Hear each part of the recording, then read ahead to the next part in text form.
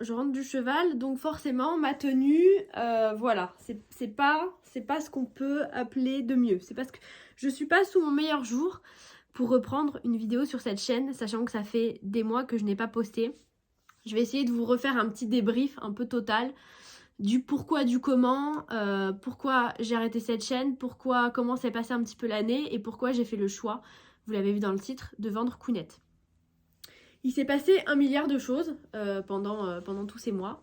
Il faut savoir que je suis partie des écuries où j'étais pas forcément en bon terme, puisque moi j'avais envie de partir sur une équitation éthologique, j'avais envie de faire beaucoup de balades. En fait, ça a toujours été mon but, hein. Mon but de base a toujours été de faire du travail à pied, de l'étau et des sorties en extérieur. Voilà, ça a toujours été ça le but, et que justement je voulais m'améliorer à cheval en tant que cavalière et créer un vrai lien avec mon cheval pour pouvoir sortir en toute sécurité en extérieur. Petit rappel, Levi, qui pour moi était le cheval idéal pour faire ce que je voulais faire, avait 2 ans. Sauf que moi, ça faisait des années que j'avais pas fait d'équitation, et donc quand j'ai repris l'équitation, j'avais envie de reprendre l'équitation avec un cheval à moi, pour créer ce lien justement, mais avoir un cheval qui avait au minimum, je dis bien au minimum, 6 ans. Or là, je me retrouve avec un poulain qu'il fallait que je laisse à l'arrêt pendant 1 an, et je ne savais pas si j'allais avoir les épaules et si j'allais être capable en fait. Je me suis totalement chiée dessus, si on peut dire les termes. J'ai eu peur et je me suis dit bon, qu'est-ce que je fais? Et là, on m'a glissé gentiment, puisque j'étais dans une écurie de propriétaires qui faisait également insémination et qui avait également des chevaux à vendre. On m'a dit écoute, nous, on a une jument, elle n'est pas dans ton budget, mais elle est vraiment top. Elle est douce, elle est gentille, elle écoute, elle est dressée, voilà, forcément. Et on a tous les papiers, les vaccins sont à jour, on a son âge, sa généalogie, ses parents, etc. Donc forcément, c'était une valeur sûre. C'était absolument pas le cheval que je cherchais, ni la couleur, ni la race, ni la taille, ni la discipline, mais c'était un cheval sûr qui allait pouvoir m'aider à progresser et avec qui j'allais créer ce lien, c'est sûr, parce qu'elle était ultra gentille et ultra belle. C'était Kounet. Mais Kounet n'était absolument pas dans mes critères de base. Ça a été vraiment cette espèce d'assurance vie de me dire ok, c'est pas le cheval que je veux, et je sais qu'il y a plein de gens qui se retrouvent avec des chevaux qu'ils n'ont pas voulu au départ, pas qu'ils veulent pas, hein, mais qu'ils n'ont pas voulu au départ. Mais après, pourquoi pas? Je vais découvrir cette équitation, et peut-être, qui sait, qu'en découvrant les concours, en accompagnant la cavalière professionnelle sur les concours, je vais me découvrir une passion pour le saut d'obstacle, sachant que j'en avais une peur bleue, parce que je suis tombée quand j'étais plus jeune, et le saut d'obstacle, ça a toujours été quelque chose qui est resté en moi comme une peur. Mais je me suis dit, pourquoi pas? Peut-être elle va me redonner assez confiance en moi, et on va évoluer toutes les deux, et je vais aimer le saut d'obstacle. Sauf que là, au bout de 2 ans de bilan, j'aime toujours pas le saut d'obstacle. Et j'ai une jument qui adore ça. Mais quand je vous dis elle adore ça, c'est qu'il y aurait un plot, il y aurait une barre par terre, elle la saute. Donc pendant les cours, à certains cours, je me suis fait peur. Quand elle saute, elle prend des marges énormes, je suis pas à l'aise. Et pour ceux qui ont suivi mes stories, etc., elle m'avait également embarquée en balade et j'avais eu très très peur. Parce que vraiment, c'était sur un grand galop, etc. Alors, je suis pas tombée, je me suis pas blessée, elle va bien, enfin voilà. Mais je me suis rendu compte à ce moment-là, et après avoir été à Ekita, qu'en fait, c'était pas la jument de ma vie. C'était une jument extraordinaire, une jument géniale, une jument gentille, une jument douce, une jument qui m'a aidée à progresser pendant 2 ans. Mais je me suis dit, là, si je me en sépare pas maintenant dans The Best Family 5 étoiles, parce que évidemment, comme j'ai fait pour Levi, il était hors de question que mon cheval y parte dans la nature et que je sache pas où il atterrisse. Donc les choses ont été faites dans les règles de l'art et j'ai pris le temps de le faire.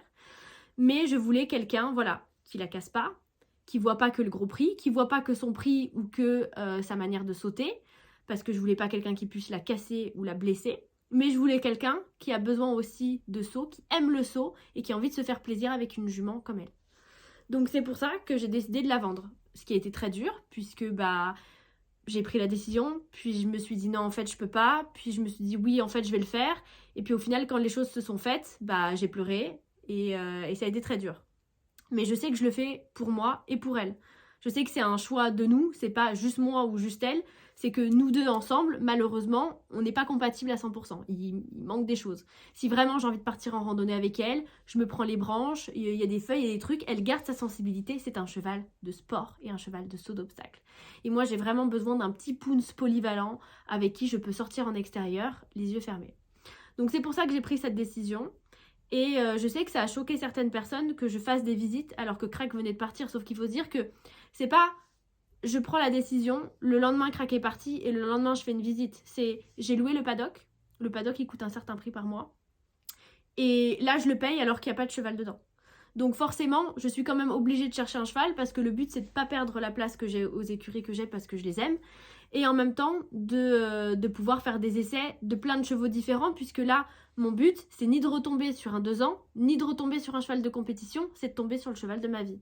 Et le cheval vraiment entre les deux, c'est-à-dire qui, là par exemple, celui que j'ai vu aujourd'hui il a 10 ans, celui que je vois ce week-end il a 9 ans, donc partir sur des chevaux plus âgés, tranquilles dans leur tête, ou même s'il est plus jeune, un cheval froid, et un cheval qui naturellement dans ses gènes est un cheval qui aime sortir en extérieur, qui est froid, qui est bien dans ses patounes, qui aura vu le veto, qui aura vu l'ostéo, voilà.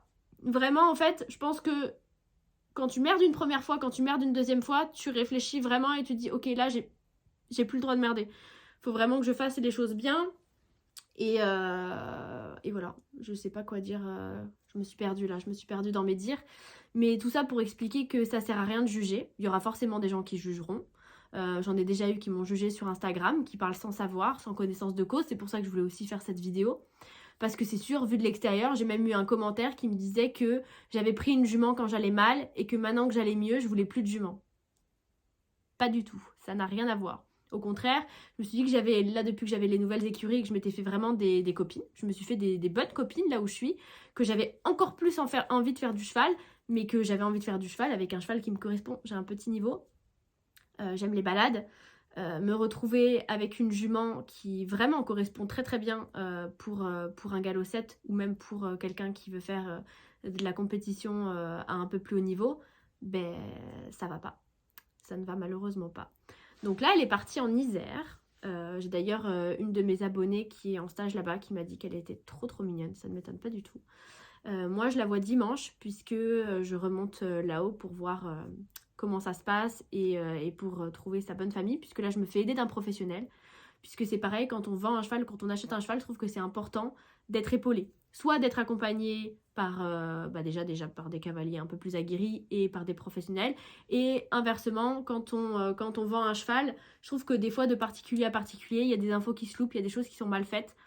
Mais quand je vous dis professionnel, je vous dis professionnel. C'est-à-dire, je ne vous parle pas du maquignon, je ne vous parle pas de la personne qui va vous acheter votre cheval par téléphone. J'ai eu des demandes comme ça. Bonjour, c'est quoi votre dernier prix? On vient la chercher ou on envoie un transporteur? Non. Un cheval, il faut qu'il y ait un feeling entre la personne et le cheval, il faut qu'il y ait un essai et il faut qu'on soit d'accord sur tous les critères, c'est-à-dire sur le niveau du cheval, le niveau du cavalier, ce qu'il va en faire, où est-ce qu'il va vivre, est-ce que ça va être adapté. Là, par exemple, quelqu'un qui me dit demain, bah voilà, je veux la prendre pour faire des balades, je dirais bah non, elle va s'ennuyer parce qu'elle, justement, ce qu'elle veut, c'est sauter. Donc oui, c'est cool de la sortir en balade, mais c'est cool aussi de la faire sauter parce qu'elle aime ça. Donc voilà pourquoi j'ai pris cette décision. Et là, je suis en train de faire des essais. Pour l'instant, j'en ai fait 4. Et pour l'instant, il n'y en a que un qui correspond à mes critères, mais qui a peut-être un petit problème au niveau des jarrets, donc à vérifier avec un vétérinaire. Parce que forcément, si c'est pour que dans un mois, ce soit un cheval qui soit boiteux ou ce soit un cheval qui soit en souffrance, c'est pas la peine. Donc voilà, désolée d'encore une fois d'avoir fait cette vidéo, mais c'est vrai que quand je suis rentrée et que j'ai vu les commentaires sur la photo, je me suis dit que c'était plus simple de faire une vidéo, une explication, et après moi je me prends pas la tête de toute façon. Pour les personnes qui mettent des mauvais commentaires, je bloque, tout simplement. Je bloque ou je supprime. Pas que je ne suis pas pour la liberté d'expression, mais je suis pour le renseignement. C'est-à-dire les gens qui viennent juste pour donner des mauvaises ondes, donner un mauvais avis ou me rabaisser, je n'en ai pas besoin. Je suis déjà accompagnée par des personnes qui m'ont aidée dans mon choix, qui ont validé mon choix, que j'apprécie et que j'estime. J'ai pas besoin d'avoir des commentaires négatifs d'inconnus. Comme je dis, moi je suis pas là pour donner des leçons, pour vous apprendre des choses, je suis là pour partager une partie de ma vie. Donc si cette partie de ma vie vous plaît, bah tant mieux, continuez à regarder et on avance ensemble. Si cette partie de ma vie, si ma façon de voir les choses ne vous plaît pas, ne vous forcez pas à regarder. Voilà, tout simplement. Moi je ne me force pas à regarder des youtubeurs ou des vidéos qui ne m'intéressent pas, qui ne me plaisent pas ou qui m'énervent. Voilà, je vais switcher, je vais la regarder ailleurs. Je vais pas être là, oh bah lui, je vais lui mettre un commentaire bien salé, bien méchant parce que vraiment, je l'aime pas. va ailleurs, genre internet c'est grand, balade-toi, trouve quelqu'un qui te correspond et regarde ses vidéos. Ou fais des vidéos toi aussi, peut-être que voilà, tu verras à quel point c'est agréable d'avoir des jugements gratuits sous tes vidéos. Et absolument pas constructifs, parce qu'encore une fois, il y a les commentaires constructifs et les commentaires qui ne servent à rien. Les commentaires qui sont juste méchants, qui sont juste là pour te faire du mal en fait. Tu sais même pas pourquoi ils sont là. Du coup, des bisous. Passez une bonne fin de journée. Et puis de toute façon, cette chaîne va reprendre de la pépitas, puisque c'est vrai que suite à vraiment à la déception que j'ai eue en sortant de ces écuries, ça m'a un peu vacciné des vidéos. J'ai un peu fait un break. J'avais un peu envie de me retrouver juste seule avec ma jument. Et là, maintenant que j'ai retrouvé des copines, une bonne ambiance, etc., je pense que naturellement, ça va se refaire.